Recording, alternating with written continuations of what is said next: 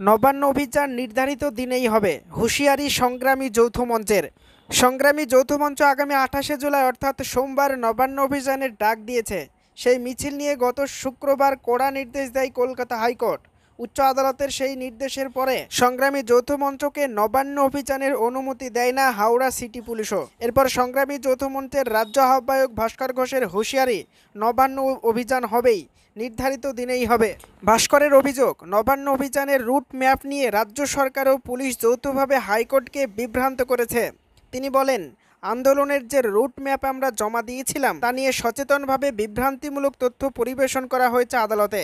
এইভাবে গণতান্ত্রিক আন্দোলনকে আটকানোর চেষ্টা চলছে। তিনি আরও বলেন, নবান্ন অভিযান কোনোভাবেই ঠেকানো যাবে না। নির্ধারিত দিনেই লক্ষ্যের দিকে এগোবে সংগ্রামী যৌথ মঞ্চ সহ আরও বিভিন্ন সংগঠনের মিছিল। প্রশাসনিক সূত্রে জানা গিয়েছে, রাজ্যের মুখ্যমন্ত্রী মমতা বন্দ্যোপাধ্যায় চলতি মাসের 28 এবং 29 তারিখ বীরভূম জেলা সফরে যাবেন।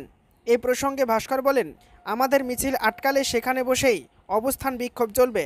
যতক্ষণ না পর্যন্ত মুখ্যমন্ত্রী আমাদের সঙ্গে আলোচনা করছেন ততক্ষণ পর্যন্ত আমাদের বিক্ষোভ অব্যাহত থাকবে।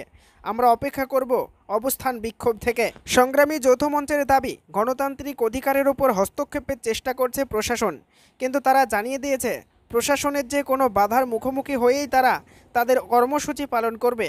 দুর্গাপুর থেকে ভাস্কর হুঁশিয়ারি দিয়ে বলেন, এটা শুধু একটা কর্মসূচি নয়, এটা জনস্বার্থের লড়াই, এর সঙ্গে আপোষ নয়।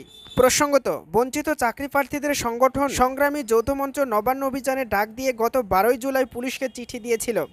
শনিবার কমিশনার প্রবীণ কুমার ত্রিপাঠী জানান, সব দিক বিবেচনা করে তারা নবান্ন অভিযানের অনুমতি দেয়নি।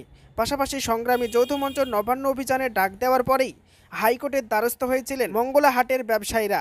তাদের বক্তব্য ছিল, সপ্তাহে সোম এবং মঙ্গলবার হাট বসে, আর ওই 2 দিনেই বারবার নবান্ন অভিযান হচ্ছে, এতে তাদের ব্যবসার ক্ষতি হচ্ছে। আর্থিক ক্ষতির মুখে পড়ছেন ব্যবসায়ীরা। সেই মামলায় হাইকোর্ট জানিয়ে দেয়, হাটের দিনে জমায়েত মিছিল করা যাবে না মঙ্গলা হাটের এলাকায়।